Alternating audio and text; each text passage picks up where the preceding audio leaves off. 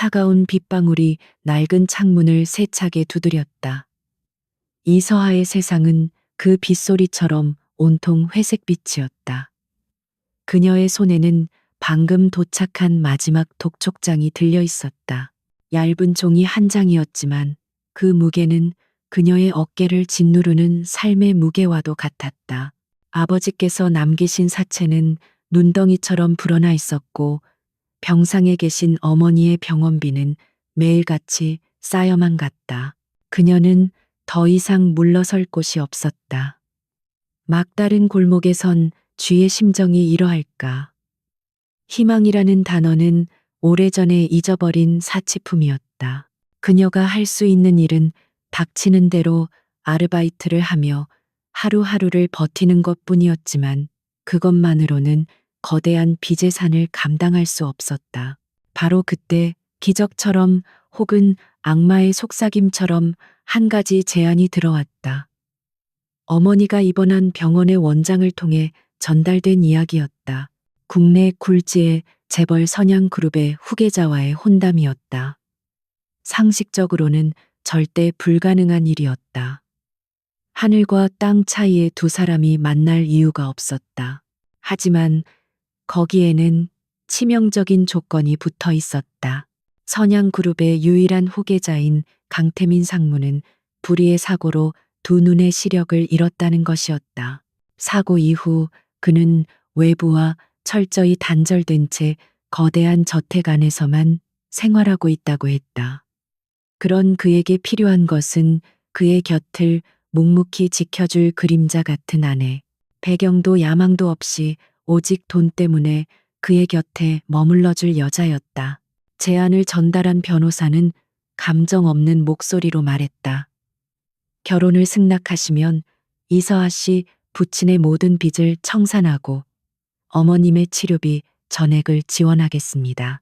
평생을 보장할 수 있는 금액입니다. 그 말은 달콤한 독약과도 같았다. 그녀의 영혼을 파는 대가로 주어진 구원이었다. 서하는 며칠 밤낮을 고민했지만 답은 이미 정해져 있었다. 그렇게 결혼식 날이 밝았다. 세상의 모든 신부들이 꿈꾸는 화려한 축복이나 하객들의 웃음소리는 없었다. 거대한 저택의 작은 예배당에서 단 몇 명의 가족만이 참석한 채 모든 것이 진행되었다. 순백의 드레스는 아름다웠지만 그것을 입은 서하의 마음은 상복을 입은 것처럼 무거웠다. 그녀는 누구의 얼굴도 제대로 쳐다볼 수 없었다.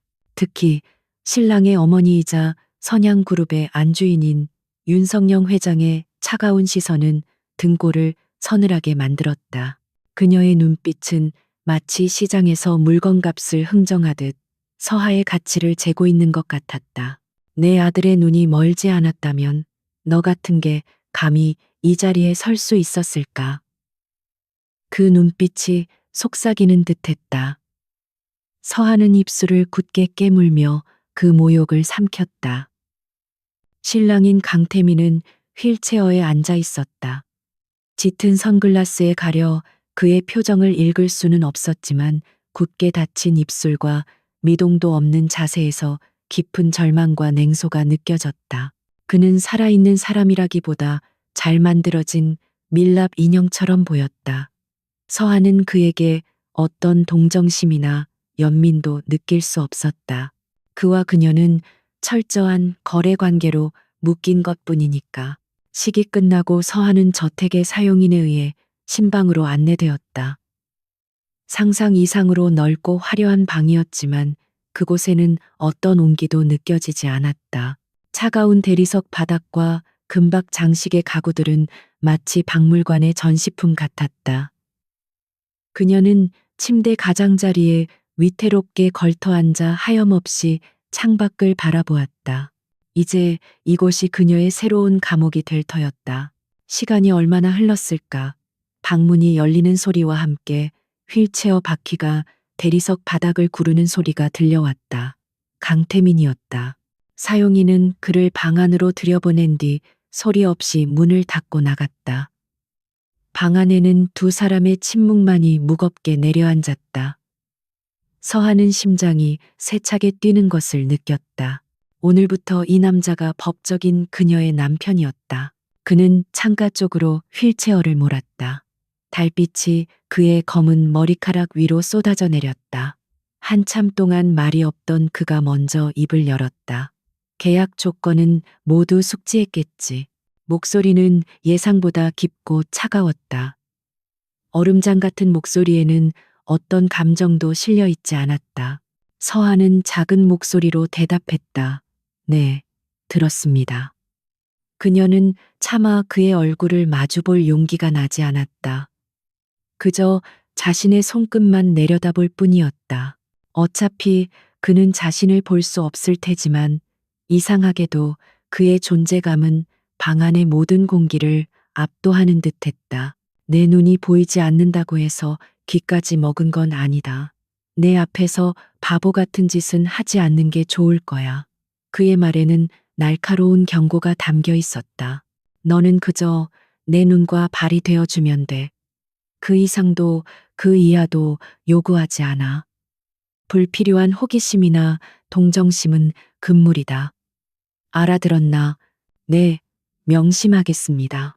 서한은 기계적으로 대답했다. 그녀는 그와의 대화가 빨리 끝나기만을 바랐다. 이 숨막히는 공간에서 단 한시라도 벗어나고 싶었다. 그녀는 돈 때문에 모든 것을 포기했고 이제 와서 자존심을 내세우는 것은 어리석은 짓이었다. 그는 휠체어를 돌려 그녀가 앉아 있는 침대 쪽으로 다가왔다. 휠체어 바퀴 소리가 점점 가까워질수록 서하의 심장은 더욱더 격렬하게 요동쳤다. 그녀는 자신도 모르게 몸을 움츠렸다. 그의 차가운 그림자가 그녀를 완전히 뒤덮는 순간 그가 바로 앞에서 멈춰 섰다. 고개 들어. 명령이었다. 서하는 망설이다가 천천히 고개를 들었다. 그의 얼굴은 여전히 짙은 선글라스에 가려져 있었다. 어둠 속에서도 그의 날렵한 턱선과 오똑한 콧날이 선명하게 보였다. 그는 한 손을 들어 천천히 그녀의 얼굴 쪽으로 가져왔다. 서하는 숨을 멈췄다. 그의 손가락이 그녀의 뺨에 닿을 거라고 생각한 순간 그의 손은 방향을 틀어 자신의 선글라스로 향했다. 그는 아주 느리고 의도적인 동작으로 마치 연극의 한 장면처럼 선글라스를 벗었다. 그리고 그 아래 감춰져 있던 그의 눈이 드러나는 순간 서하의 세상은 완전히 멈춰버렸다. 그의 눈동자는 조금도 흐릿하지 않았다. 오히려 밤하늘의 별처럼 깊고 날카롭게 빛나고 있었다. 초점 없이 허공을 헤매야 할 그의 시선은 정확하게 그녀의 눈을 꿰뚫고 있었다. 그 눈빛은 모든 것을 알고 있다는 듯 서늘하고도 강렬한 힘을 담고 있었다. 혼란에 빠진 서하의 눈동자를 그는 똑똑히 보고 있었다. 서하는 비명조차 지를 수 없었다. 머릿속이 하얗게 비어버린 채 그저 그의 눈을 바라볼 뿐이었다. 앞을 보지 못하는 남자의 눈이 아니었다. 그것은 모든 것을 꿰뚫어 보는 포식자의 눈빛이었다. 그녀의 심장이 바닥으로 곤두박질 치는 것 같았다. 당신, 강태민의 입가에 차가운 미소가 걸렸다. 그것은 비웃음이자 승자의 여유로운 미소였다. 그는 휠체어에서 천천히 아주 자연스럽게 일어섰다. 두 다리로 당당하게 바닥을 딛고 선 그의 모습은 조금의 불편함도 없어 보였다. 그는 서하에게 한 걸음 더 다가섰다. 놀랐나 그의 목소리는 아까보다 한층 더 낮고 위험하게 울렸다. 장님인 줄 알았던 남편이 두 눈을 멀쩡히 뜨고 휠체어에서 일어나 걸어다니니 꽤 볼만한 구경거리겠지. 그는 자신의 손에 들린 선글라스를 만지작거리며 말을 이었다. 서하는 뒷걸음질 치려 했지만 이미 침대 끝에 몰려 더 이상 물러설 곳이 없었다. 온몸의 피가 차갑게 식는 것 같았다. 이것은 사기였다. 거대한 사기극에 자신이 휘말린 것이었다. 어떻게 이런 일이. 그녀의 목소리가 심하게 떨려 나왔다. 태미는 그녀의 턱을 부드럽지만 단호하게 붙잡아 자신을 보게 만들었다. 그의 차가운 손길에 서하는 소름이 돋았다. 이제부터가 진짜 시작이야, 이서하 씨. 당신은 단순히 눈먼 남자의 아내가 되기 위해 이곳에 온 게 아니야. 당신은 내 연극에 필요한 가장 중요한 배우로 선택된 거다. 그의 눈은 더 이상 그녀에게서 한순간도 떼어지지 않았다. 그 깊이를 알 수 없는 눈동자 속에서 서하는 거대한 폭풍의 전조를 보았다. 그녀는 빚을 갚기 위해 지옥으로 걸어 들어왔다고 생각했다. 하지만 그녀가 마주한 것은 단순한 지옥이 아니었다. 그것은 왕자를 되찾으려는 한 남자가 설계한 거대하고도 위험한 전쟁터의 한복판이었다. 이서하의 머릿속은 거대한 종이 울리는 것처럼 윙윙거렸다. 눈앞의 남자는 분명 그녀가 결혼을 약속했던 무력한 시각장애인이 아니었다. 그는 두 발로 굳건히 서서 모든 것을 꿰뚫어 보는 날카로운 눈빛으로 그녀를 내려다보고 있었다. 그의 존재감은 방 안의 모든 것을 집어삼킬 듯이 거대했다. 배우라니요. 지금 무슨 말씀을 하시는 건지 모르겠습니다. 서하는 간신히 목소리를 쥐어짰다. 하지만 그 목소리는 물에 젖은 솜처럼 힘없이 터져나왔다. 그녀는 이 상황을 이해할 수도 받아들일 수도 없었다. 이 모든 것이 정교하게 짜인 거대한 연극이었다는 사실이 믿기지 않았다. 강태민은 그녀의 혼란을 즐기는 듯 입가에 걸린 희미한 미소를 지우지 않았다. 그는 방 안을 천천히 가로질러 창가에 섰다. 달빛이 그의 실루엣을 검게 물들였다. 모를 리가 없을 텐데. 당신은 돈이 필요했고 나는 사람이 필요했지. 우리의 이해관계가 완벽하게 맞아떨어져 이 계약이 성사된 것뿐이야. 그의 말은 비수처럼 날아와 서하의 가슴에 밝혔다. 돈, 그렇다. 그녀는 돈 때문에 이곳에 왔다. 어머니의 목숨값을 위해 자신의 인생을 팔아넘긴 것이다. 하지만 그녀가 판 것은 눈먼 남자의 수발을 드는 시간이었지. 목숨을 건 전쟁에 뛰어들 용기는 아니었다. 이건 사기예요. 당신은 나를 속였어요. 서하의 목소리에 분노가 실리기 시작했다. 공포가 극에 달하자 오히려 차가운 분노가 머리를 채웠다. 계약 내용은 분명 시각장애인인 당신을 돌보는 것이었어요. 하지만 당신은 그녀는 말을 잇지 못했다. 태민이 천천히 몸을 돌려 그녀를 마주 보았다. 그의 눈빛은 이전보다 한층 더 깊고 어두워져 있었다. 사기라. 틀린 말은 아니지. 하지만 당신 역시 이 결혼의 진실성을 믿었던 건 아니잖아. 사랑 없는 결혼돈으로 맺어진 관계. 시작부터가 서로를 속이는 게임이었어. 안 그런가? 그의 지적에 서하는 아무 말도 할 수 없었다. 그녀는 입술을 깨물었다. 그가 옳았다. 그녀 역시 이 결혼을 사랑이나 신의의 결과물이라고 생각한 적은 단 한 번도 없었다. 하지만 이런 식의 기만은 상상조차 하지 못했다. 이건 차원이 다른 문제였다. 태미는 그녀의 침묵을 긍정으로 받아들인 듯 다시 말을 이었다. 내가 왜 이런 연극을 하고 있는지 궁금하겠지. 알려주지. 당신도 이제 내 무대의 중요한 일부가 되었으니 최소한의 정보는 알아야 할 테니까. 그는 잠시 말을 멈추고 창밖의 어둠을 응시했다. 1년 전 나는 자동차 사고를 당했어. 단순한 사고가 아니었지. 브레이크가 고의로 파손된 명백한 살인 시도였다. 그의 목소리는 낮고 차분했지만 그 안에는 끓어오르는 분노가 담겨 있었다.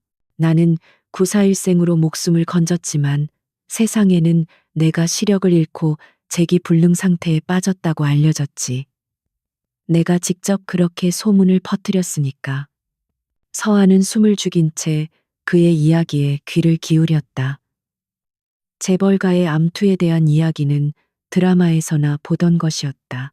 그것이 지금 자신의 눈앞에서 자신의 남편이 될 남자의 입에서 흘러나오고 있었다. 현실감이 전혀 느껴지지 않았다. 범인은 아직 잡지 못했어. 하지만 나는 그게 누구인지 짐작하고 있지. 내 가장 가까운 곳에 있는 사람. 내가 모든 것을 잃고 무너져 내리는 모습을 누구보다 간절히 바라는 사람이야. 그의 시선이 잠시 방문 쪽을 향했다.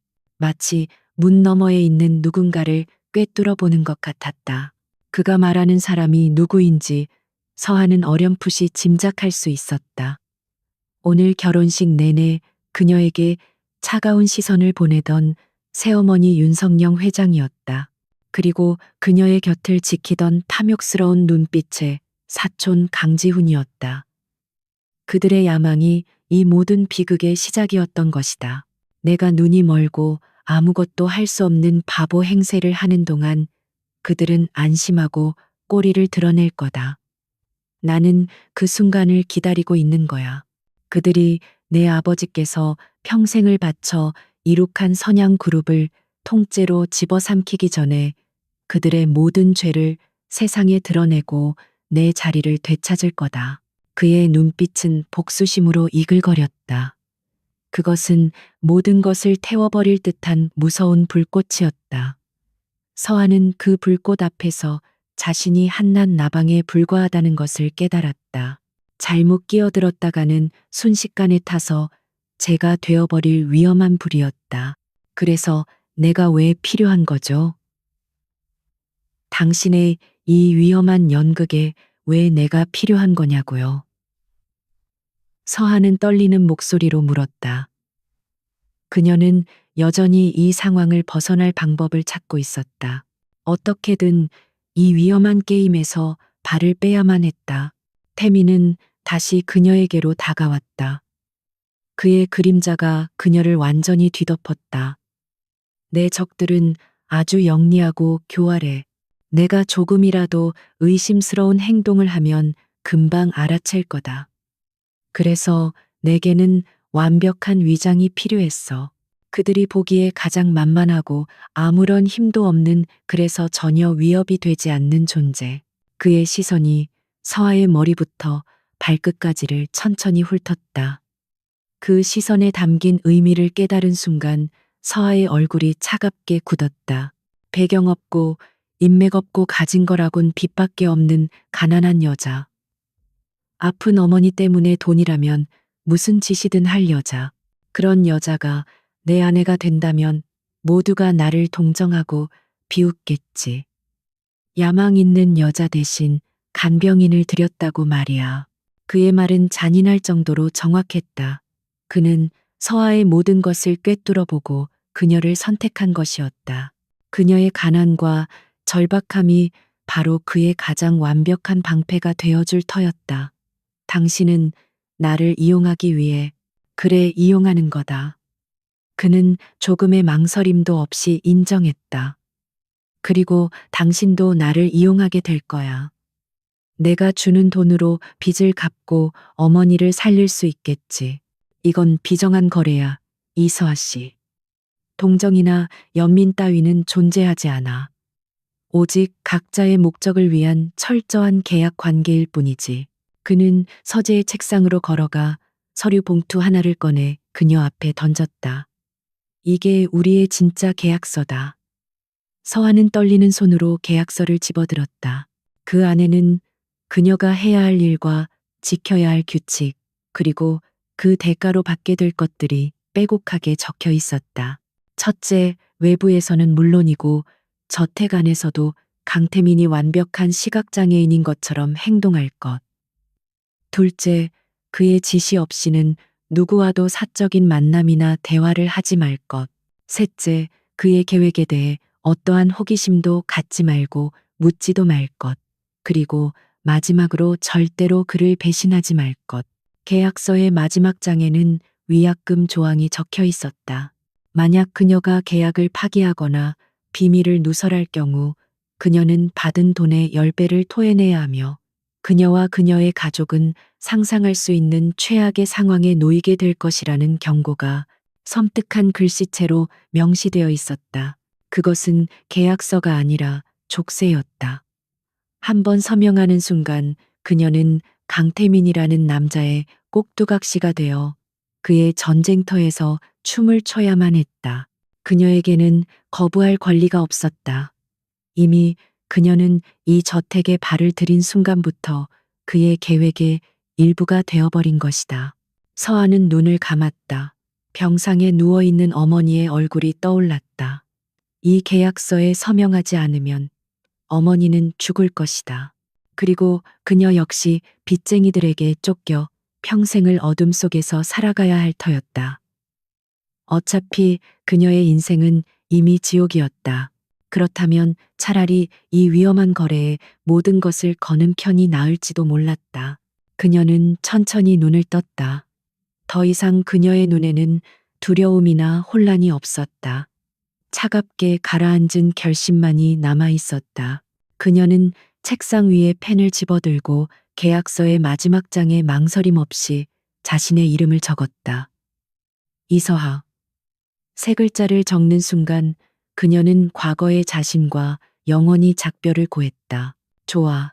태미는 그녀의 서명을 만족스럽게 바라보았다. 이제 당신은 공식적으로 내 사람이자 내 연극의 여주인공이 된 걸 환영한다, 부인. 그가 부인이라는 단어를 말할 때 그 안에는 어떤 온기도 담겨 있지 않았다. 오직 차가운 비즈니스 파트너에 대한 확인 절차일 뿐이었다. 그는 다시 휠체어에 앉아 선글라스를 꼈다. 그러자 그는 다시 세상과 단절된 무력한 시각장애인 강태민으로 돌아왔다. 가면을 쓰고 벗는 그의 모습은 너무나 자연스러워서 소름이 돋을 정도였다. 이 남자는 지난 1년간 매일 매 순간을 이렇게 연기하며 살아왔던 것이다. 이제부터 당신의 연기도 시작되어야 할 거야. 내일 아침부터 윤석영 회장과 집안의 모든 사용인들이 당신의 일거수일투족을 감시할 테니 그들 앞에서 당신은 어수룩하고 세상 물정 모르는 그저 운 좋게 신데렐라가 된 가련한 여자여야만 해 할 수 있겠나. 서한은 대답 대신 조용히 고개를 끄덕였다. 그녀의 마음속에서는 이미 또 다른 계약이 맺어지고 있었다.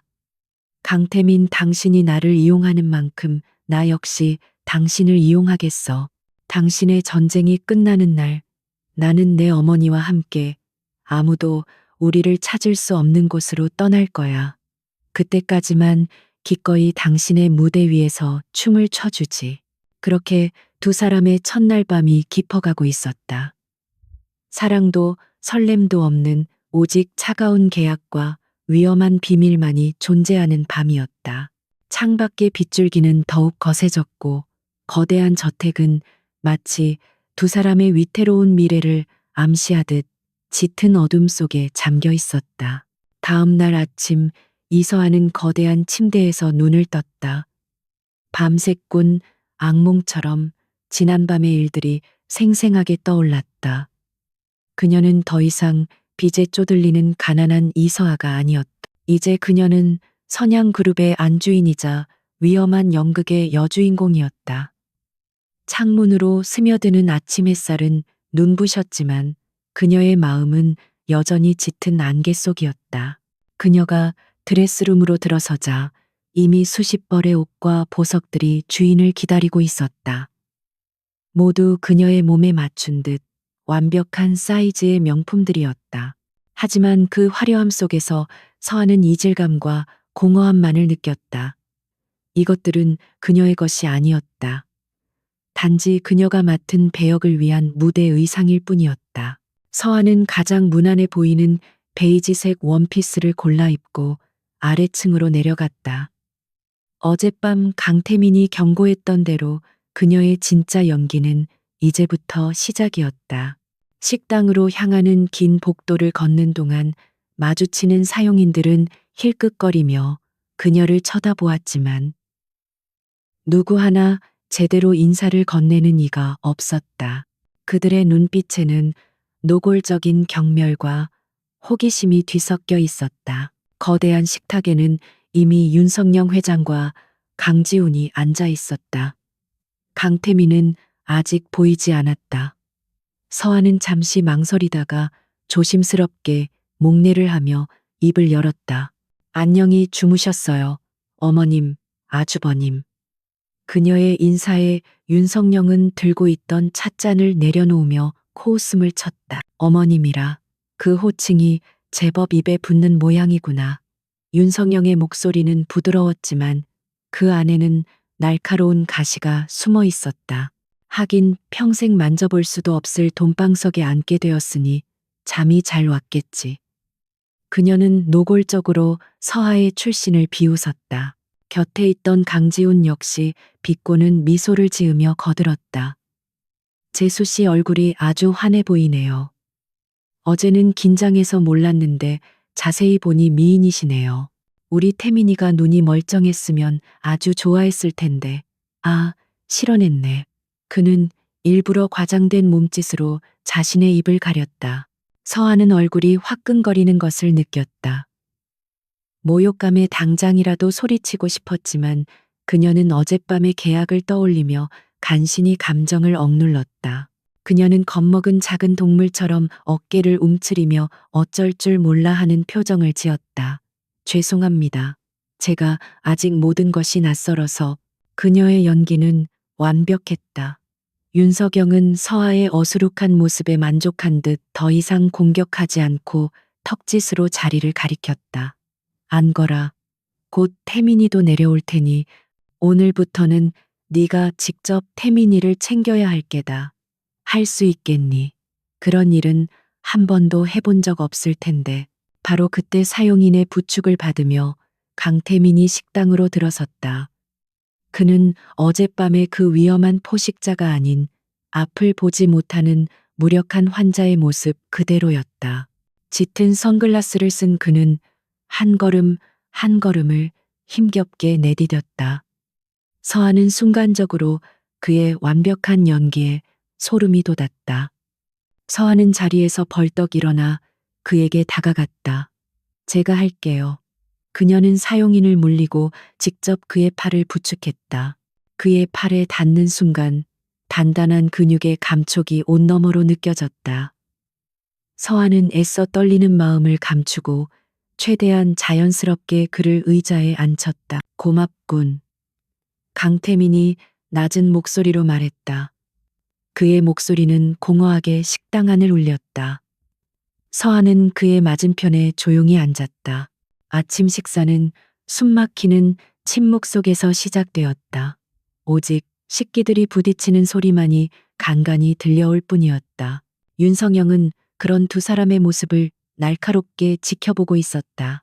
그녀는 서하가 정말로 강태민을 통제할 수 있는 하찮은 존재인지 아니면 다른 꿍꿍이를 품고 있는지 탐색하는 중이었다. 서하는 그 시선을 느끼며 일부러 서툰 솜씨로 태민의 접시에 음식을 덜어주었다. 식사가 끝난 후 서하는 본격적으로 저택을 탐색하기 시작했다. 태민의 휠체어를 밀며 정원을 산책하는 척 저택의 구조를 눈에 담았다. 동관과 서관으로 나뉜 거대한 저택은 마치 미로와도 같았다. 그녀는 복도의 CCTV 위치, 비상구 사용인들이 주로 이용하는 뒷문까지 하나하나 머릿속에 그렸다. 오후가 되자 저택의 총괄 집사인 김 집사가 그녀를 찾아왔다. 김 집사는 윤석영의 신복으로 이 저택의 실질적인 권력자 중 한 명이었다. 그녀는 위선적인 미소를 지으며 서하에게 두꺼운 파일 하나를 건넸다. 사모님, 상무님의 건강 상태와 하루 일과에 대한 자료입니다. 숙지하셔야 할 겁니다. 서하는 감사 인사를 하며 파일을 받았다. 하지만 파일을 펼쳐보는 순간 그녀는 무언가 이상하다는 것을 직감했다. 약 복용 시간에 대한 설명이 어딘가 모르게 복잡하고 혼란스럽게 적혀 있었다. 특히 아침과 저녁 약의 종류가 뒤바뀐 것처럼 보이기도 했다. 김 집사는 서하의 표정을 살피며 덧붙였다. 상무님께서 드시는 약이 워낙 많고 복잡해서요. 혹시라도 실수하시면 큰일 나니 각별히 신경 쓰셔야 합니다. 그녀의 목소리에는 은근한 협박과 경고가 담겨 있었다. 이것은 명백한 함정이었다. 그녀가 약을 잘못 투여하기를 바라는 것이다. 서하는 속내를 감추고 순진한 얼굴로 고개를 끄덕였다. 네, 집사님, 정말 복잡하네요. 제가 잘할 수 있을지 모르겠어요. 열심히 외워볼게요. 그녀의 어리숙한 대답에 김 집사는 만족한 듯 입꼬리를 올리며 돌아갔다. 그날 밤 서하는 태민의 침실로 향했다. 그는 이미 침대에 누워 잠을 청하는 척하고 있었다. 서하는 김 집사가 준 파일 대신 오전에 태민의 서재를 정리하는 척하며 몰래 확인했던 진짜 처방전을 떠올렸다. 김 집사가 준 파일의 내용과는 명백히 다른 내용이었다. 그녀는 정확한 약을 골라 물과 함께 그에게 건넸다. 그리고는 아무도 들을 수 없는 작은 목소리로 속삭였다. 김 집사가 준 파일은 가짜예요. 약의 종류와 복용법이 바뀌어 있었어요. 조심해야 할 것 같아요. 그녀의 목소리는 미세하게 떨리고 있었다. 태미는 말없이 약을 받아 삼켰다. 그는 여전히 눈을 감고 있었지만 서하는 그가 자신의 말을 똑똑히 들었다는 것을 알 수 있었다. 잠시 후 그가 나지막이 입을 열었다. 첫날 치고는 잘했어. 그의 목소리는 칭찬이라기보다는 성능 좋은 도구를 확인하는 듯한 무감정한 톤이었다. 하지만 그 짧은 한마디에 서하는 자신도 모르게 안도의 한숨을 내쉬었다.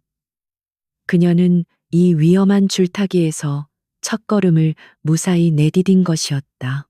그녀는 더 이상 겁먹고 도망치고 싶어 하던 과거의 이서아가 아니었다. 그녀는 이미 이 전쟁의 한복판에 서 있는 플레이어였다. 서하는 그의 침실을 나오며 굳게 다짐했다. 살아남아야 한다. 이 거대한 위선과 기만의 소굴에서 반드시 살아남아 모든 것이 끝나는 날 당당하게 내 발로 걸어나가야 한다. 그러기 위해서 그녀는 더 강해져야만 했다. 더 예리하게 보고 더 깊이 생각하고 절대로 그들에게 진짜 자신을 들키지 말아야 했다.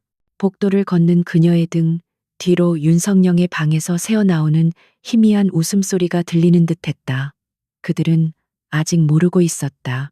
자신들이 하찮게 여기고 마음대로 조종할 수 있다고 믿었던 가난한 여자가 실은 그들의 모든 계획을 뒤흔들 가장 위험한 변수가 될 것이라는 사실을 말이다. 저택의 밤은 그렇게 깊어지고 있었다. 그녀가 저택에서의 숨 막히는 생활에 조금씩 익숙해질 무렵 첫 번째 시험대가 찾아왔다. 선양문화재단에서 주최하는 연례 자선 파티였다. 재단의 이사장은 윤석영 회장이었고 그 파티는 그녀의 영향력과 사교계에서의 위치를 과시하는 가장 중요한 무대였다. 그리고 올해 그 무대의 중심에는 새로운 조연이 등장해야 했다. 바로 이서하 자신이었다. 파티 며칠 전부터 저택의 분위기는 분주하고 날카로워졌다. 윤석영은 사소한 것 하나하나까지 직접 챙기며 신경질적인 모습을 보였다. 그녀는 서하를 자신의 방으로 불러 마치 하녀에게 명령하듯 파티에서의 행동 지침을 늘어놓았다. 그날은 국내외의 중요한 손님들이 많이 오실 게다. 내 아들 곁에서 그림자처럼 조용히 있다가 누가 말을 걸면 그저 웃기만 하거라. 네가 입을 여는 순간 선양 가문의 품격이 떨어진다는 걸 명심해. 그녀의 말에는 서하에 대한 경멸이 가득 담겨 있었다. 서하는 굴욕감에 입술을 깨물었지만 겉으로는 순종적인 며느리를 연기하며 조용히 고개를 끄덕였다. 그녀의 이런 반응에 윤석영은 더욱 기고만장해졌다. 그녀에게 이서하는 그저 아들의 불행을 극대화시켜 동정표를 얻기 위한 장식품에 불과했다. 파티 당일 밤 서하는 강태민의 도움으로 고른 짙은 남색의 드레스를 입었다. 화려하지는 않았지만 우아하고 기품이 느껴지는 옷이었다. 태민은 휠체어에 앉은 채 그녀의 모습을 볼 수 없다는 듯이 허공을 응시하며 말했다. 오늘 밤은 긴 연극이 될 거야. 무대 위에서 절대 실수는 용납되지 않아. 특히 우리 어머니 앞에서. 그의 목소리는 평소보다 더 차갑게 가라앉아 있었다. 서한은 말없이 고개를 끄덕였다. 그녀 역시 오늘 밤이 자신에게 주어진 첫 번째 관문이라는 것을 알고 있었다. 파티가 열리는 호텔 연회장에 도착하자 수많은 카메라 플래시가 터졌다. 서한은 태민의 휠체어를 밀며 레드카펫을 걸었다. 사람들은 수군거렸다. 저 여자인가 봐. 강상무랑 결혼했다는. 정말 평범하게 생겼네. 집안도 별 볼 일 없다던데. 그러게 말이야. 강상무가 저렇게 되지만 않았어도 어림없었을 텐데. 그들의 목소리는 동정심을 가장한 잔인한 호기심으로 가득 차 있었다. 서한은 애써 담담한 표정을 유지하려 노력했다. 연회장 안은 대한민국 상류층을 모두 모아놓은 듯 화려했다. 그 중심에서 윤석영은 마치 여왕처럼 좌중을 압도하고 있었다. 그녀는 아들 내외가 들어서자 걱정스러운 어머니의 가면을 쓴 채 다가왔다. 태민아 괜찮니 서아야. 내 아들 잘 챙겨야 한다. 그녀의 위선적인 모습에 서하는 속으로 헛웃음을 쳤다. 파티가 중반쯤 무르익었을 때 윤석영은 마침내 계획했던 일을 실행에 옮겼다. 그녀는 재계의 거물들과 유명 예술가들이 모여 있는 곳으로 서하를 이끌었다. 그들 앞에는 이번 자선 경매의 최고가 작품인 한 노 화가의 추상화가 걸려 있었다. 윤석영은 사람들의 시선이 집중된 것을 확인하고 부드러운 목소리로 서하에게 물었다. 서하야, 이 그림을 보니 어떤 느낌이 드니? 이런 귀한 그림은 처음 보겠구나. 그 질문은 순수한 의도가 아니었다.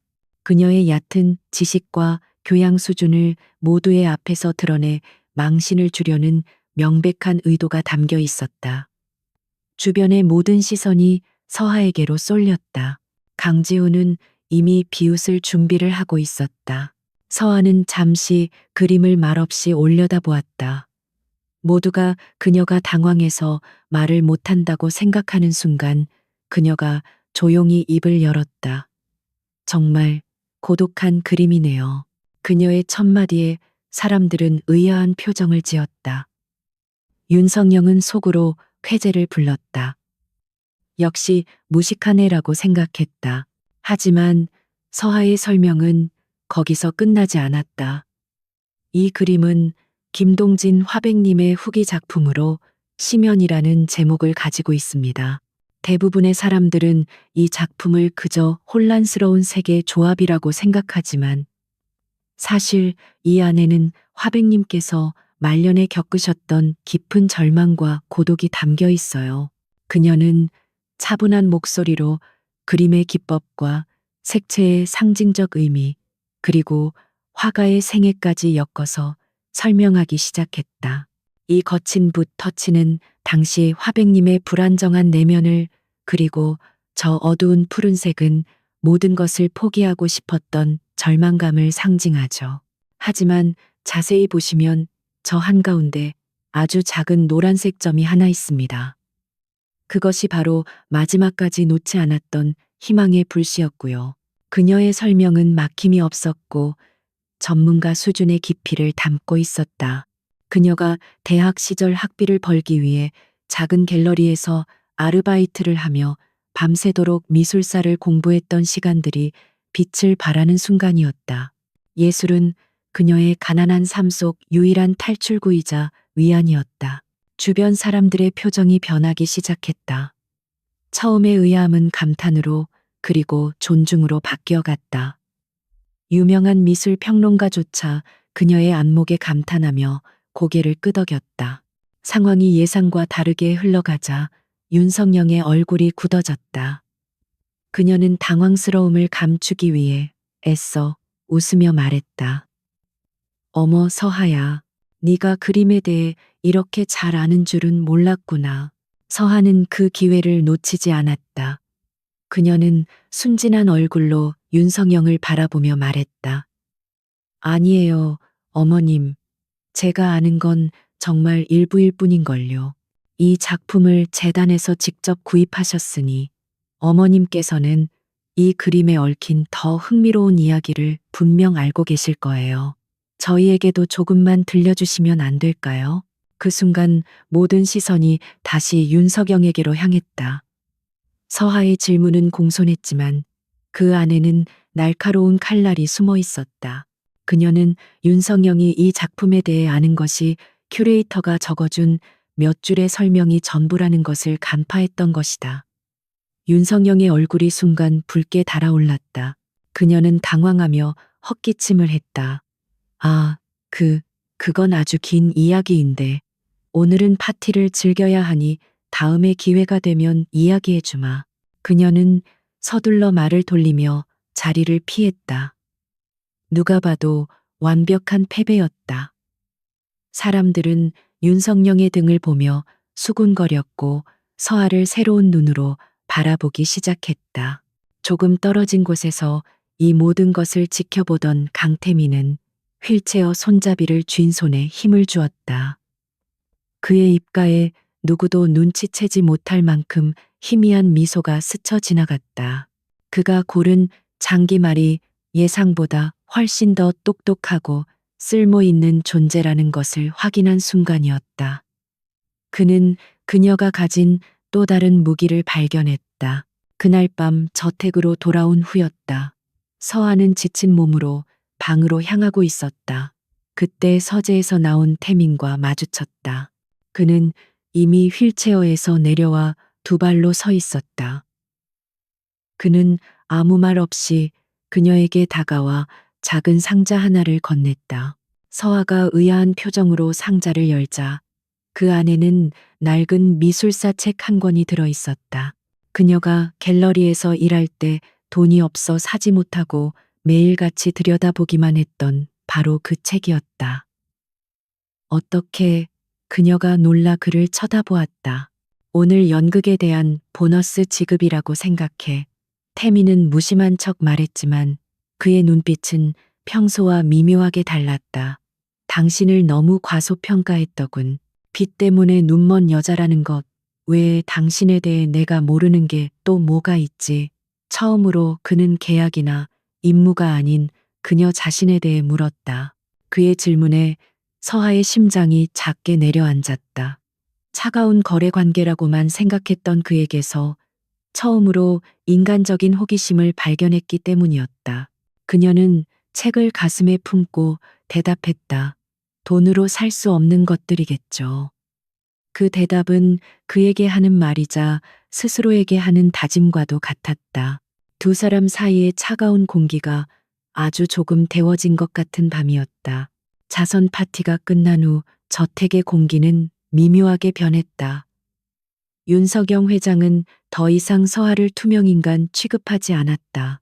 대신 그녀의 모든 행동에는 보이지 않는 감시의 눈길이 따라붙었다. 그녀는 서아를 곁에 두고 사소한 심부름을 시키거나 일부러 어려운 질문을 던지며 그녀의 진짜 속내를 떠보려 애썼다. 얕보았던 사냥개가 알고 보니 이빨을 숨긴 늑대일지도 모른다는 경계심이었다. 사용인들의 태도 역시 마찬가지였다. 이전에는 노골적으로 무시했다면 이제는 깍듯한 예의 뒤에 날카로운 호기심을 숨겼다.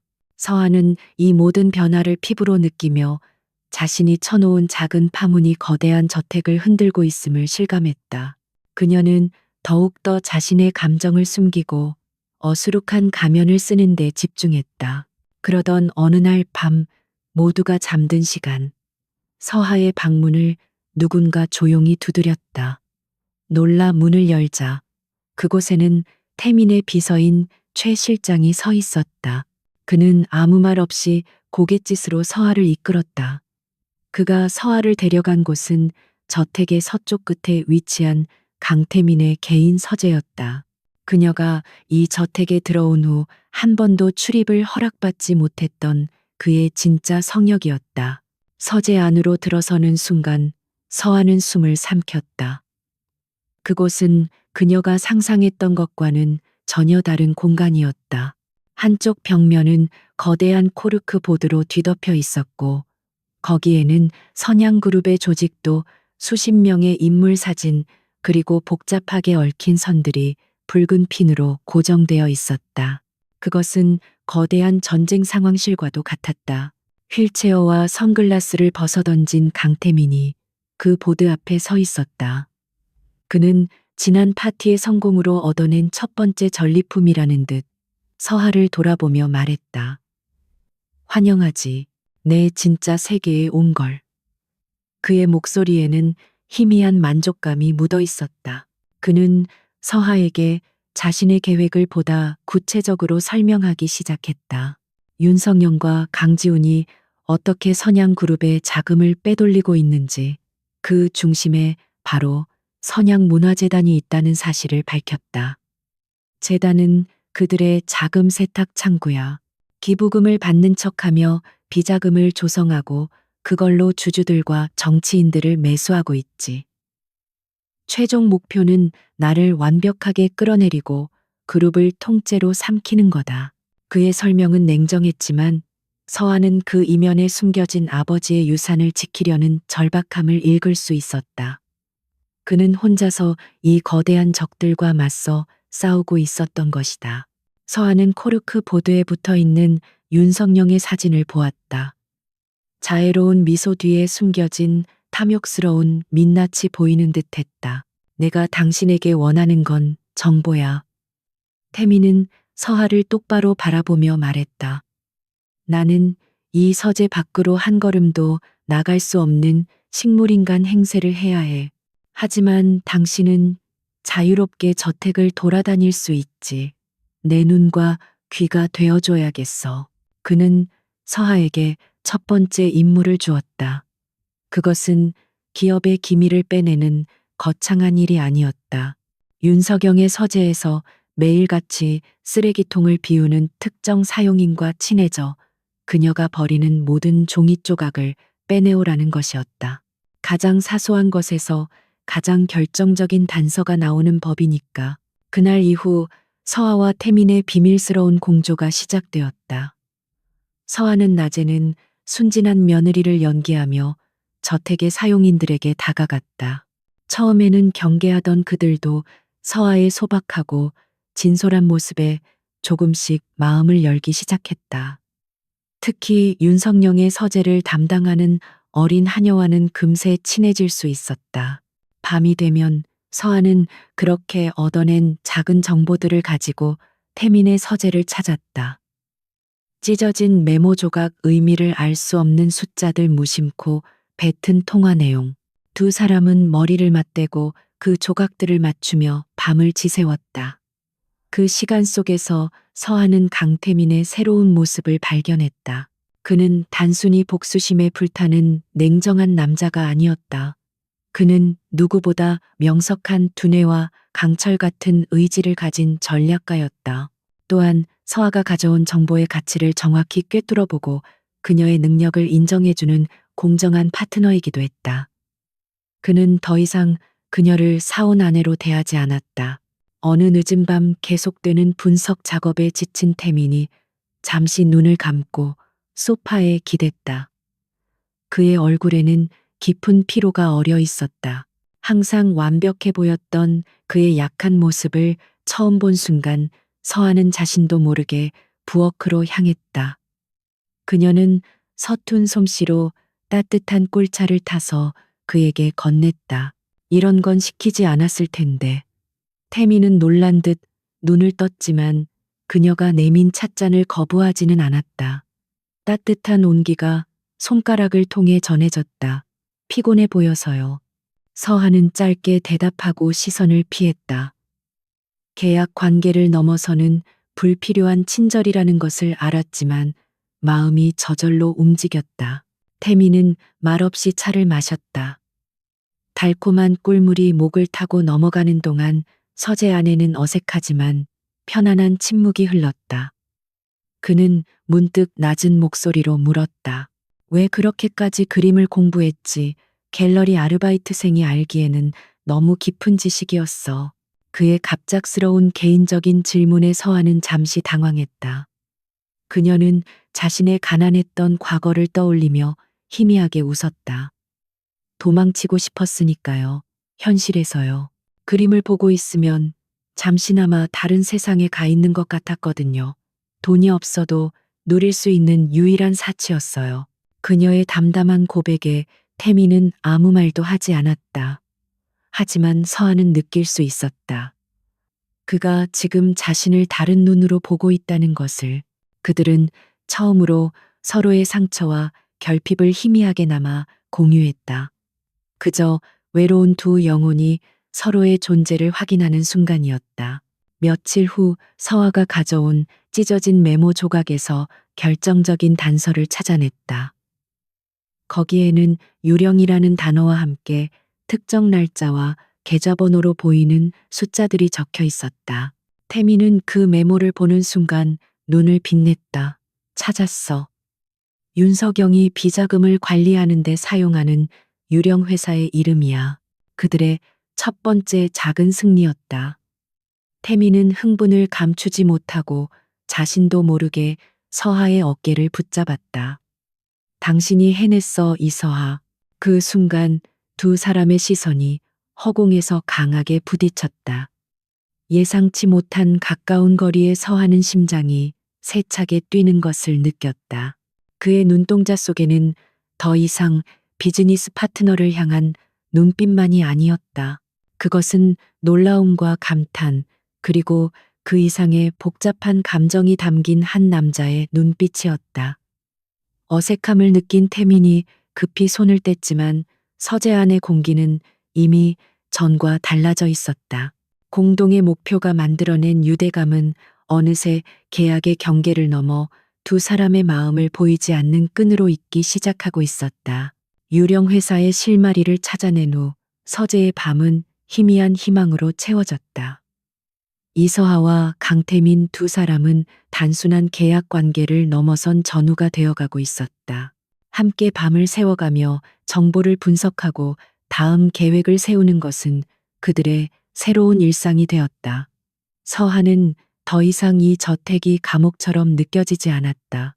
그곳은 이제 그녀의 전쟁터였다.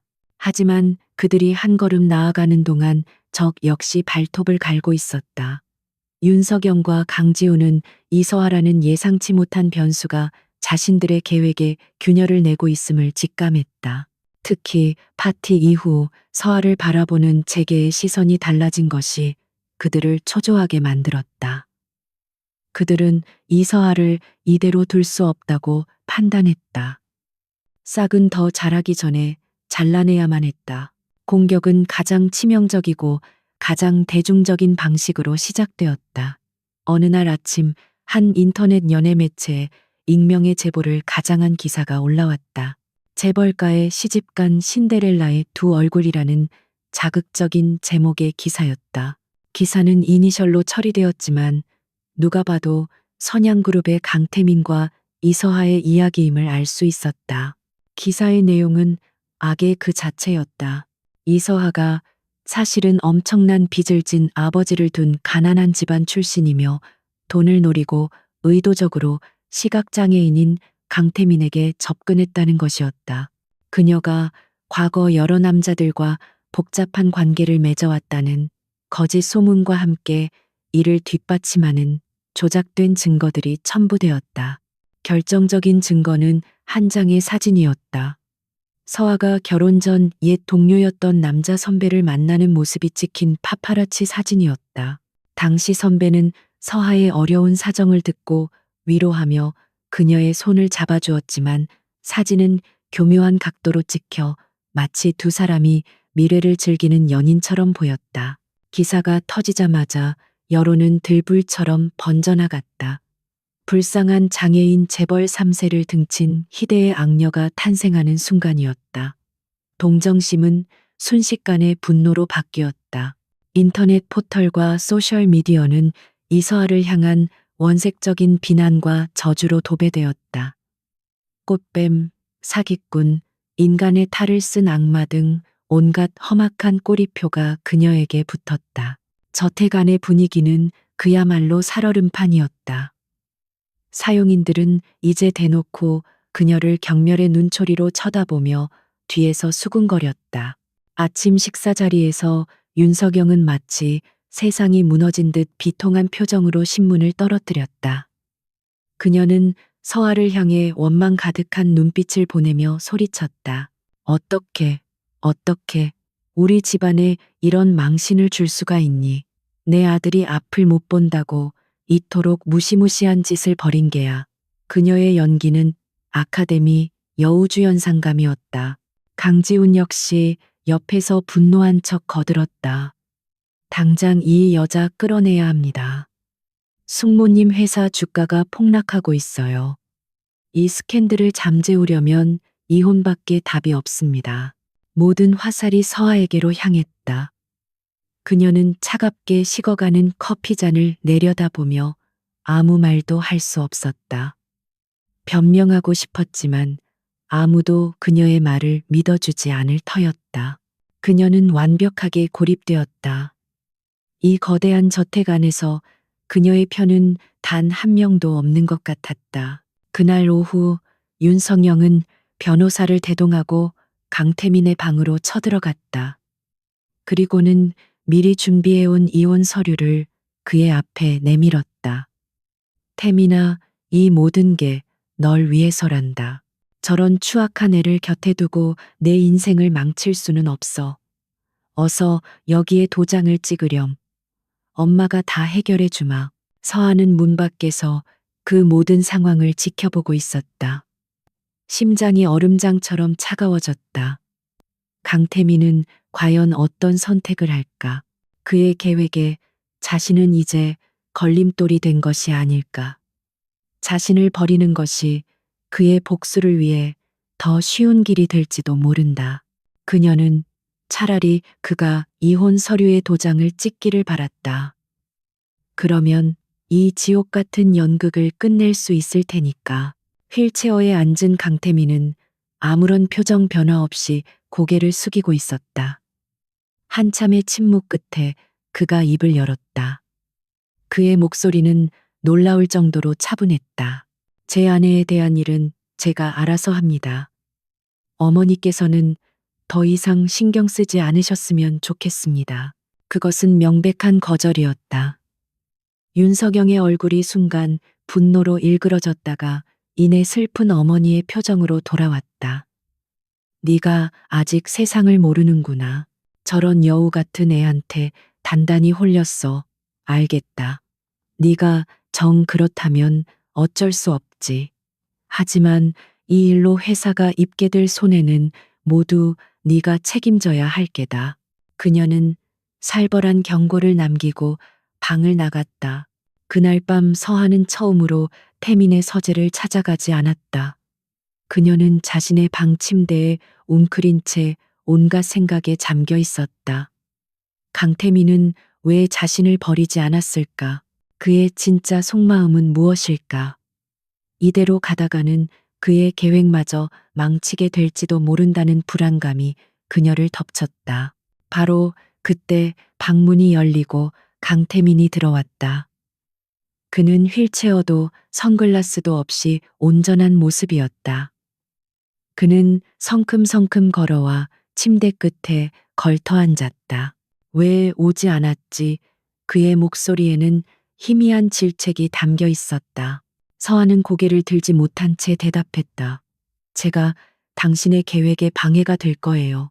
지금이라도 이혼하는 게. 그녀의 목소리 끝이 떨렸다. 하지만 그녀의 말이 채 끝나기도 전에 태민이 말을 잘랐다. 멍청한 소리. 그의 목소리는 단호했다. 이건 당신에 대한 공격이 아니야.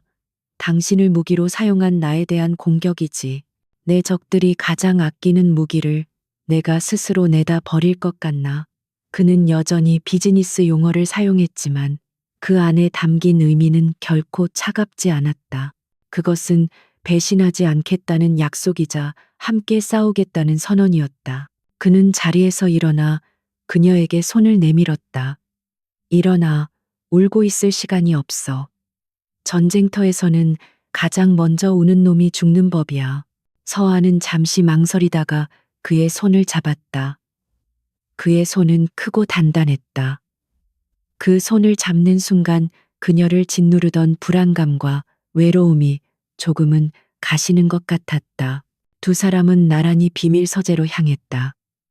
세상의 폭풍우가 문 밖에서 몰아치고 있었지만 서재 안은 그들만의 고요한 요새였다. 태미는 코르크보드에 붙어 있던 서아의 스캔들 기사들을 거칠게 떼어내 휴지통에 던져버렸다. 그들이 우리를 갈라놓으려 할수록 우리는 더 단단하게 뭉쳐야 해. 태미는 서아를 돌아보며 말했다. 그의 눈빛은 그 어느 때보다 강렬하게 타오르고 있었다. 방어만 하는 건 여기까지다. 이제부터는 우리 차례야. 반격을 시작한다. 그의 선언에 서하의 눈에도 다시 빛이 돌아왔다. 그녀는 더 이상 혼자가 아니었다. 이 거대한 폭풍의 한가운데 그녀의 곁에는 가장 믿음직한 동지가 서 있었다. 위기는 그들을 갈라놓기는커녕 오히려 하나의 운명 공동체로 더욱 단단하게 묶어버린 것이었다. 강태민의 서재는 이제 완벽한 반격 기지가 되었다. 분노와 절망 대신 차가운 전략과 뜨거운 결의가 그 공간을 채웠다. 강태민은 그의 충직한 비서인 최 실장을 통해 언론의 배후를 추적하기 시작했다. 하지만 상대는 꼬리를 잡히지 않기 위해 철저하게 움직인 뒤였다. 모든 것은 익명의 제보라는 안개 속에 감춰져 있었다. 단순히 기사를 내리는 것만으로는 부족해. 대중은 한번 믿기 시작한 것을 쉽게 의심하지 않으니까. 우리에게는 이 모든 것이 조작되었다는 명백한 증거가 필요해. 태미는 코르크보드에 붙은 가짜 기사들을 노려보며 말했다. 그의 목소리는 강철처럼 차가웠다. 바로 그때 잠자코 기사를 들여다보던 이서하가 입을 열었다. 이 사람. 그녀의 손가락이 기사에 첨부된 제보자의 모자이크 처리된 사진을 가리키고 있었다. 인터뷰에서 그녀를 비난했던 옛 직장 동료였다. 박민준 씨예요. 저와 같이 갤러리에서 일했었죠. 항상 돈 문제로 힘들어했어요. 그녀는 문득 떠오른 기억의 조각들을 맞추기 시작했다. 얼마 전 소셜미디어에서 우연히 봤던 박민준의 사진. 그의 손목에는 그의 형편에 전혀 맞지 않는 고가의 명품 시계가 채워져 있었다. 그리고 윤성영의 심부름으로 백화점에 갔을 때 강지훈의 비서가 바로 그 시계 매장에서 나오는 것을 봤던 기억도 스쳐 지나갔다. 그 사람이 제보자일 거예요. 그리고 그 배후에는 강지훈 상무가 있어요. 서아의 목소리에는 확신이 담겨 있었다. 그것은 단순한 추측이 아니었다. 그녀가 그동안 무심코 지나쳤던 모든 사소한 정보들이 하나로 합쳐져 만들어낸 명백한 진실이었다. 태미는 서아의 통찰력에 놀란 눈빛으로 그녀를 바라보았다. 그의 팀이 온갖 첨단 기술로도 찾아내지 못했던 연결고리를 그녀는 사람에 대한 관찰력 하나만으로 꿰뚫어 본 것이었다. 그는 즉시 최 실장에게 박민준이라는 인물의 뒷조사를 지시했다. 결과는 예상대로였다. 그는 최근 거액의 현금을 입금받았고 그 돈의 출처는 강지훈이 관리하는 유령 회사의 계좌 중 하나였다. 이제 목표는 정해졌다. 하지만 증거가 필요했다. 박민준의 입에서 직접 모든 것을 자백하게 만들어야 했다. 태미는 법적 대응을 생각했지만 서하는 고개를 저었다. 그 사람은 겁이 많고 탐욕스러운 사람이에요. 법으로 압박하면 꼬리를 자르고 도망칠 거예요. 제가 직접 만나야 해요. 함정을 파야 합니다. 그녀의 계획은 대담했다.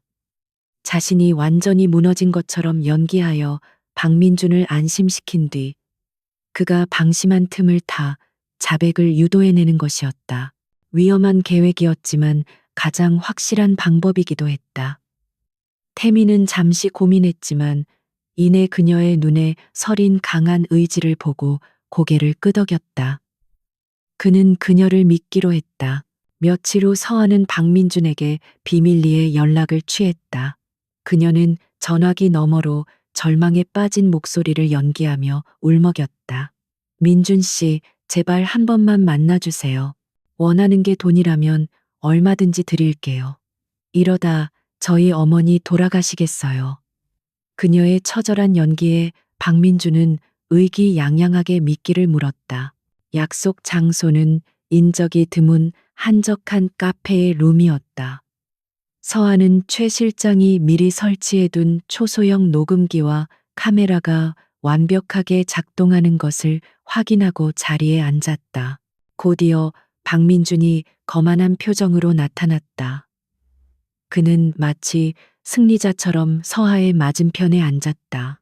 꼬리말이 아니네 이서하. 재벌 사모님이라더니 이제 보니 그냥 빚더미에 앉은 생쥐꼴이잖아. 그가 비웃으며 말했다. 서하는 고개를 숙인 채 눈물을 흘렸다. 제발 사실이 아니라고 말해주세요.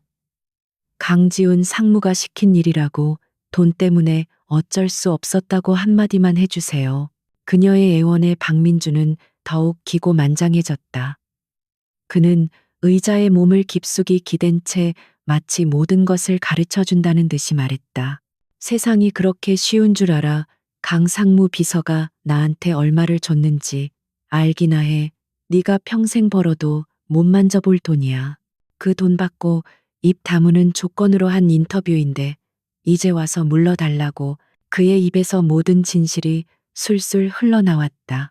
강지훈 측에서 어떻게 자신에게 접근했고 어떤 거짓말을 하라고 시켰으며 그 대가로 얼마를 받았는지까지 자랑처럼 늘어놓았다. 그는 서하의 절망을 즐기고 있었다. 그 모든 대화는 고스란히 녹음되고 있었다. 녹취가 확보된 순간 강태민의 반격은 거침없이 시작되었다. 그는 녹취 파일을 언론에 바로 터뜨리지 않았다. 대신 최 실장을 통해 스캔들을 최초 보도했던 언론사 사장에게 먼저 접촉했다. 최 실장은 사장의 책상 위에 녹취 파일과 함께 허위 사실, 유포 및 명예훼손에 대한 천문학적인 액수의 소송장을 올려놓았다. 언론사 사장의 얼굴은 하얗게 질렸다. 선양그룹을 적으로 돌리는 것도 모자라 재벌가의 추악한 음모에 가담했다는 사실이 밝혀지면 회사는 문을 닫아야 할 판이었다. 그는 그 자리에서 무릎을 꿇고 사죄했다. 다음 날 아침 해당 언론사는 악의적인 제보에 의한 오보였다는 정정 기사와 함께 공식적인 사과문을 일면에 대문짝만하게 실었다. 그리고 바로 그때 기다렸다는 듯이 경쟁 언론사를 통해 박민준의 자백이 담긴 녹취 파일 원본이 공개되었다. 상황은 180도 뒤집혔다. 여론은 경악했고 분노는 이제 이서아가 아닌 윤석영과 강지훈에게로 향했다. 시각장애인 아들의 아내를 음해하기 위해 추악한 공작을 벌인 파렴치한 재벌가라는 비난이 쏟아졌다. 이서아는 희대의 악녀에서 재벌가의 암투에 희생된 비운의 여인으로 탈바꿈했다. 그녀를 향한 동정 여론이 들끓었다. 윤석영과 강지훈은 완벽한 함정에 빠진 것이었다. 그들은 자신들이 쳐놓은 덫에 스스로 걸려들어 치명적인 상처를 입었다. 그날 밤 서아와 태민은 서재에서 나란히 앉아 뉴스를 보고 있었다. 자신을 변호하는 앵커의 목소리를 들으며 서아는 길고 길었던 터널을 빠져나온 기분이었다. 그녀의 곁에서 태민이 조용히 와인잔을 채웠다. 우리의 첫 번째 승리를 축하하며 그가 잔을 내밀며 말했다. 서아는 그의 잔에 자신의 잔을 가볍게 부딪혔다. 맑은 소리가 서재 안을 울렸다. 그녀는 그를 바라보았다. 그의 눈에는 더 이상 그녀를 평가하는 듯한 날카로움이 없었다. 대신 깊은 신뢰와 따뜻한 무언가가 담겨 있었다. 이번 사건을 통해 두 사람 사이에는 그 어떤 말로도 표현할 수 없는 단단한 믿음이 생겨났다. 그들은 이제 단순한 계약 파트너가 아니었다. 생사를 함께하는 동지이자 서로의 가장 깊은 상처를 유일하게 이해하는 존재가 되어 있었다. 저택의 권력 구도는 이제 서서히 그러나 분명하게 변하기 시작하고 있었다. 언론을 통한 반격이 성공적으로 끝난 후 거대한 저택의 권력 지형은 완벽하게 뒤바뀌었다. 윤석열과 강지우는 성난 여론의 직격탄을 맞고 대외 활동을 전면 중단한 채 저택에 집거했다. 그들의 날카롭던 발톱은 대중의 비난 속에서 무뎌졌고 이제는 서로를 탓하며 책임을 전가하기에 바빴다. 반면 이서하의 위상은 하루아침에 달라졌다. 그녀는 더 이상 가난한 신데렐라나 희대의 악녀가 아니었다. 거대한 음모에 맞서 자신의 결백을 증명해낸 강인한 여성이자 비운의 남편 곁을 지키는 헌신적인 아내로 대중의 동정과 지지를 한 몸에 받게 되었다. 저택의 사용인들은 이제 그녀의 눈치를 보며 깍듯하게 행동했다. 강태민은 지금이 바로 마지막 결전의 때임을 직감했다. 적이 혼란에 빠져 내분하는 지금이야말로 그들의 숨통을 끊을 절호의 기회였다.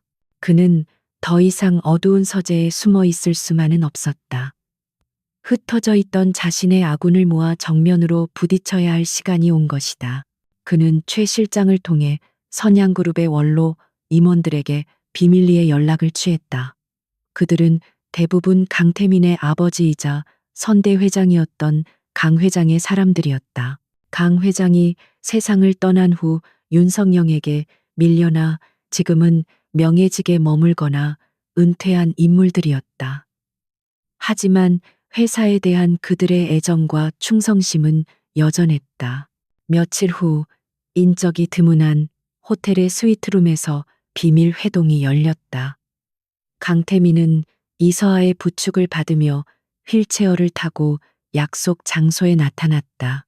그를 기다리고 있던 박, 이사오, 전무 등 5명의 원로 임원들은 초췌해 보이는 그의 모습에 안타까운 탄식을 내뱉었다. 상무님이 몸으로 어찌 여기까지. 박 이사가 걱정스럽게 입을 열었다. 그는 강 회장의 가장 오랜 친구이자 오른팔이었다. 태민은 말없이 고개를 숙여 그들에게 인사했다. 그리고는 모두가 지켜보는 앞에서 천천히 자신의 얼굴에서 선글라스를 벗었다. 그의 깊고 형형한 눈빛이 드러나는 순간 회의실 안의 모든 공기가 멎었다. 원로 임원들은 경악을 금치 못했다. 그들의 눈앞에 있는 것은 절망에 빠진 장애인이 아니었다. 왕자를 되찾기 위해 칼을 갈아온 젊은 사자의 모습이었다. 잠시 후 강태민은 휠체어에서 천천히 그리고 당당하게 일어섰다. 오랜만입니다. 제 아버지의 사람들. 그의 목소리는 낮았지만 그 안에 담긴 힘은 회의실 전체를 압도했다. 그는 지난 2년간 자신에게 일어났던 모든 일, 즉 살인 미수 사고의 진실과 윤석열의 그룹 찬탈 음모, 그리고 지금까지 모아온 증거들을 그들 앞에 모두 펼쳐 보였다. 원로 임원들은 충격과 분노에 휩싸였다. 특히 박 이사는 주먹을 부르르 떨며 윤석열의 악랄함에 치를 떨었다. 그들은 그 자리에서 강태민에게 충성을 맹세했다. 죽은 줄 알았던 선대 회장의 유일한 핏줄이 돌아온 것이다. 이제 그들은 기꺼이 그의 칼과 방패가 되어줄 터였다. 결전의 날은 일주일 뒤에 있을 정기 주주총회로 정해졌다. 그 자리에서 윤석열의 모든 비리를 폭로하고 그녀의 해임안과 함께 강태민의 경영 복귀를 공식화할 계획이었다. 그들은 밤을 새워가며 전략을 짰다. 증거 제출 순서부터 예상되는 반론에 대한 대응, 그리고 주주들을 설득할 연설문까지 모든 것을 철저하게 준비했다. 그 과정에서 이서하는 더 이상 조용한 조력자가 아니었다. 그녀는 태민의 곁에서 회의에 적극적으로 참여하며 자신의 의견을 피력했다. 주주총회 초반에는 계속 휠체어에 앉아 계세요. 동정 여론을 최대한 활용해야 해요. 그리고 윤석열 회장이 가장 방심하고 가장 오만해지는 순간에 일어서는 거예요. 심리적인 충격을 극대화해야 합니다. 그녀의 날카로운 분석에 백전노장인 원로 임원들조차 혀를 내둘렀다. 그들은 이제 이서하를 그저 강상무의 연약한 아내가 아닌 모든 것을 꿰뚫어보는 지략가로 인정하기 시작했다. 강태민은 그런 그녀의 모습을 자랑스러운 눈빛으로 바라보았다. 한편 궁지에 몰린 윤석경과 강지훈 역시 마지막 발악을 준비하고 있었다. 그들 역시 이번 주주총회에서 모든 것을 끝낼 생각이었다. 그들의 계획은 강태민을 식물인간으로 만드는 것이었다. 즉 부패한 의사를 매수해 강태민이 사고 후유증으로 심신미약 상태에 있다는 거짓 진단서를 발급받아 그의 모든 의결권과 재산권을 박탈하려는 것이었다. 그렇게 양측은 서로의 칼끝을 겨눈 채 운명의 날을 향해 달려가고 있었다. 저택 안에는 폭풍전야의 고요함처럼 숨막히는 긴장감이 흘렀다. 서한은 매일 밤 잠을 설쳤다. 이 거대한 싸움이 과연 자신들이 원하는 대로 끝날 수 있을지 불안했다. 주주총회 전날 밤이었다. 서재에서 마지막 점검을 하던 태민의 얼굴이 유난히 굳어 있었다. 그는 창가에 선 채 아버지의 사진이 담긴 액자를 말없이 내려다보고 있었다. 그의 넓은 어깨가 평소보다 유난히 무거워 보였다. 서한은 조용히 그의 곁으로 다가가 섰다. 두려우세요? 그녀의 조용한 질문에 태민은 고개를 젓지 않았다. 그는 잠시 침묵하다가 나지막이 입을 열었다. 아버지를 실망시켜드릴까봐 두렵다. 처음으로 그가 자신의 나약한 속내를 드러낸 순간이었다. 그는 완벽한 전략가이기 이전에 아버지의 인정을 받고 싶어 하는 외로운 아들이었다. 서한은 말없이 손을 뻗어 액자를 쥔 그의 손 위로 자신의 손을 겹쳤다. 당신은 아버님을 실망시키지 않을 거예요. 당신은 이미 그분보다 더 힘든 싸움을 혼자서 이겨냈어요. 그리고 이젠 혼자가 아니잖아요. 그녀의 목소리에는 흔들림 없는 믿음이 담겨 있었다. 태미는 고개를 돌려 그녀를 바라보았다. 그녀의 따뜻한 체온이 손을 통해 그의 마음까지 전해지는 것 같았다.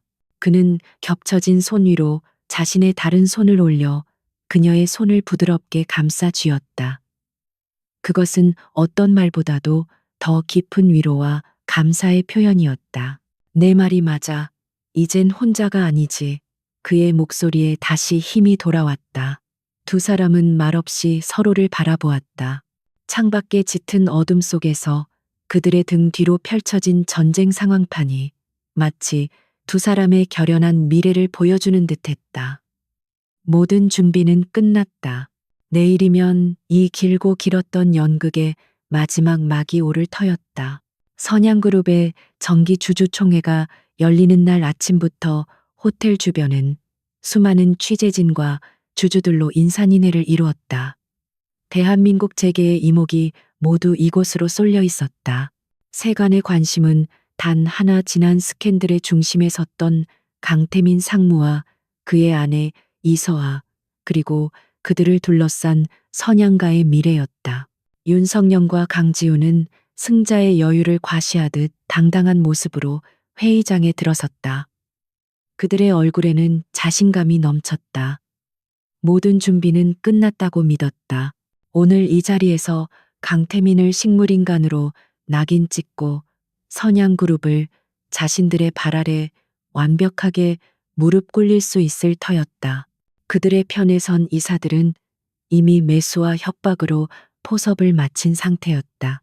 잠시 후 회의장의 모든 소음이 멎었다. 이서아가 강태민의 휠체어를 밀며 들어오고 있었기 때문이었다. 플래시가 폭죽처럼 터져 나왔다. 강태민은 고개를 숙인 채 미동도 없었고 이서아는 그의 곁을 묵묵히 지켰다. 그들의 모습은 동정과 연민을 자아내기에 충분했다. 윤석영은 그 모습을 보며 속으로 비웃었다. 가련한 연극은 이제 끝이라고 생각했다. 회의가 시작되고 예상대로 안건은 강태민의 거취 문제로 넘어갔다.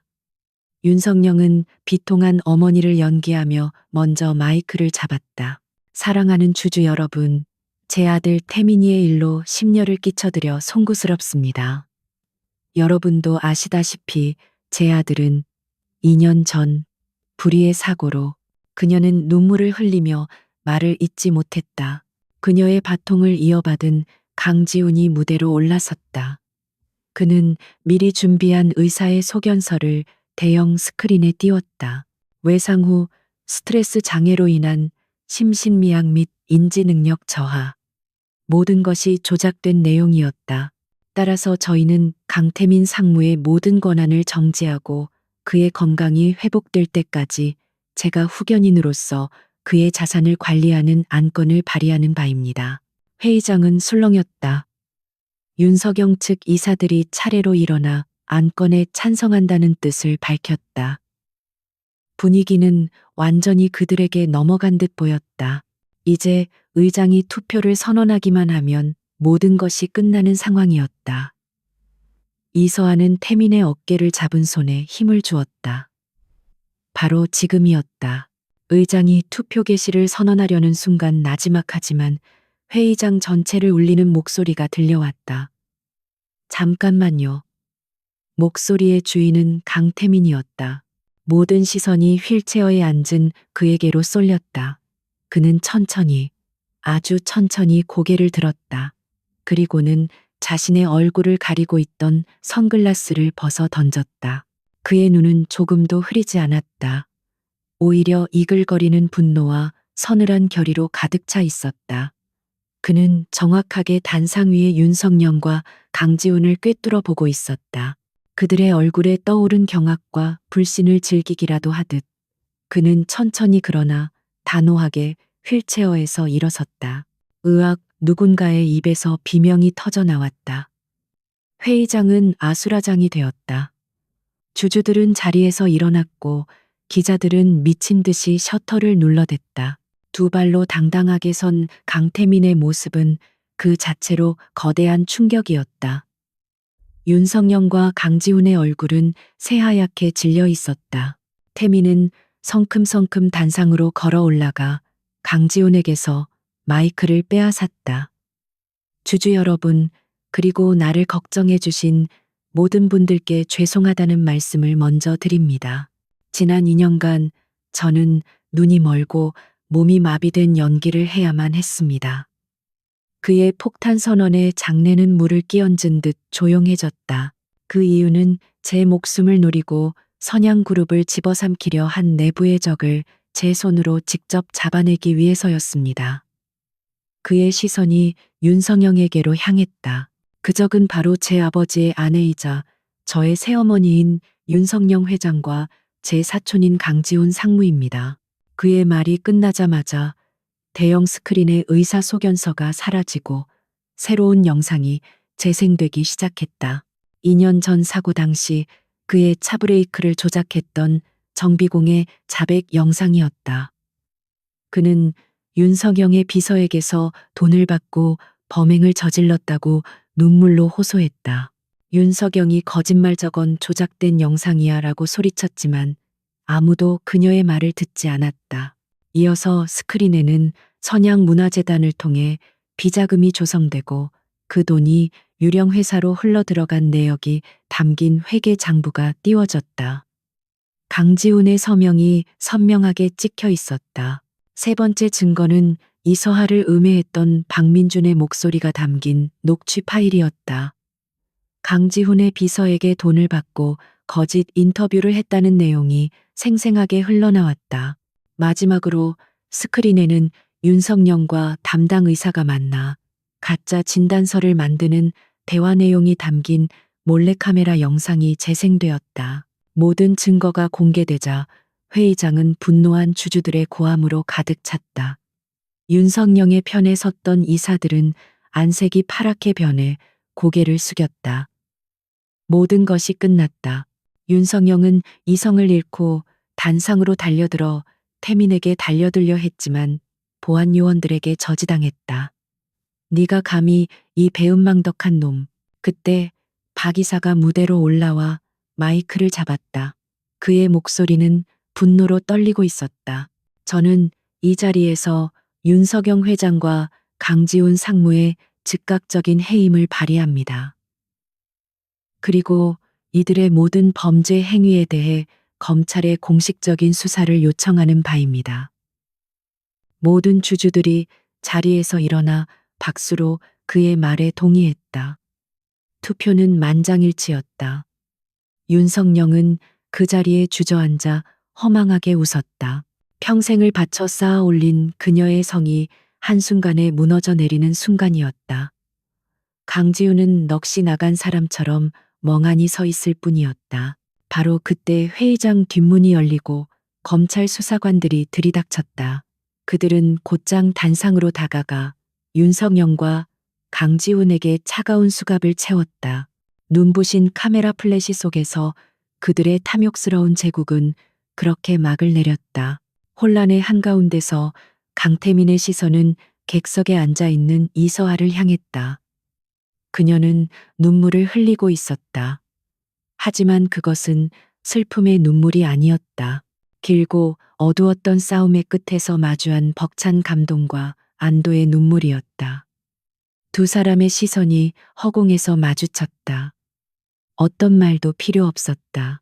그들은 함께 지옥을 건너왔고 마침내 빛을 찾아낸 것이다. 길었던 연극이 드디어 끝났다. 주주총회의 폭풍이 휩쓸고 지나간 후 선양그룹에는 새로운 새벽이 밝아오고 있었다. 윤석영과 강지훈은 횡령 배임, 살인교사 등의 혐의로 구속되어 법의 심판을 기다리는 신세가 되었다. 그들이 그룹에 남긴 상처는 깊었지만 강태민은 흔들리지 않았다. 그는 공식적으로 선양그룹의 회장으로 취임했고 밤낮을 가리지 않고 그룹을 정상화시키는 데 매달렸다. 강태민은 놀라운 속도와 결단력으로 위기를 수습해 나갔다. 아버지의 사람들이 그의 곁을 든든하게 지켰고 그를 향한 대중의 신뢰는 절대적이었다.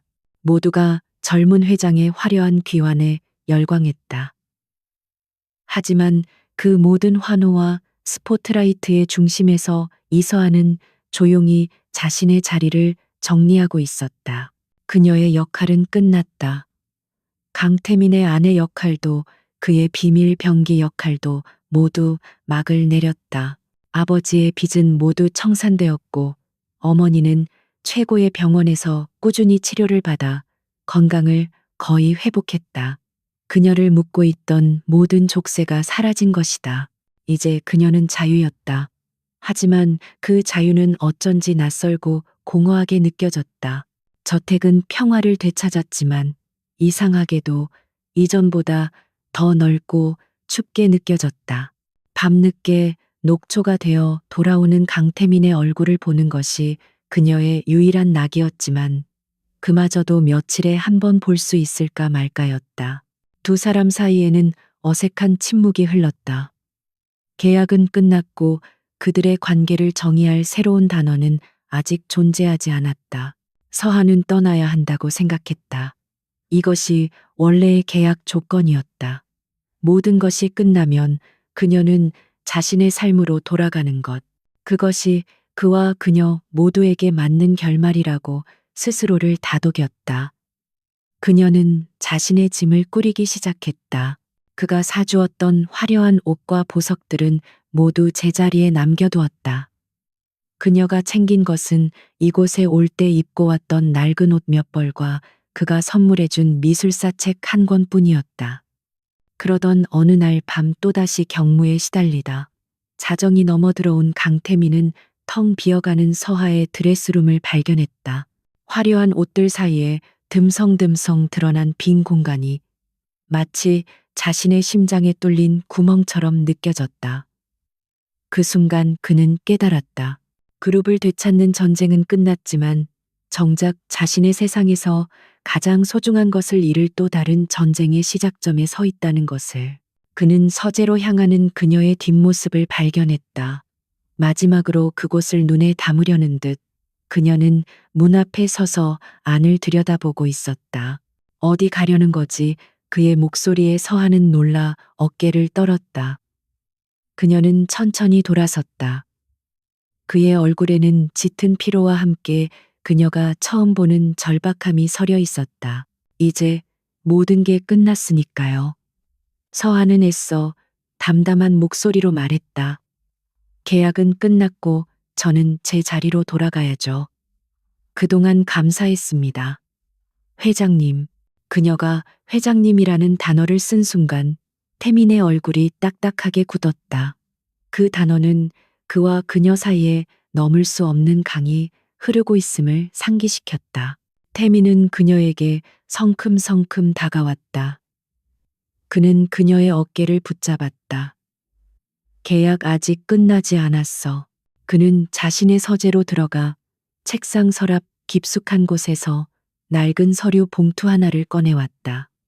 그들이 첫날 밤에 서명했던 그 차가운 계약서였다. 그는 서아가 보는 앞에서 그 계약서를 갈기갈기 찢어버렸다. 종이 조각들이 눈처럼 흩날리며 바닥으로 떨어졌다. 이깟 종이 따위는 처음부터 우리 사이에 아무런 의미도 없었어. 이건 진짜 계약이 아니었으니까. 그는 찢어진 종이 조각들을 경멸하듯 내려다보며 말했다. 그리고는 서아를 향해 돌아섰다. 그는 그녀의 두 손을 조심스럽게 마주 잡았다.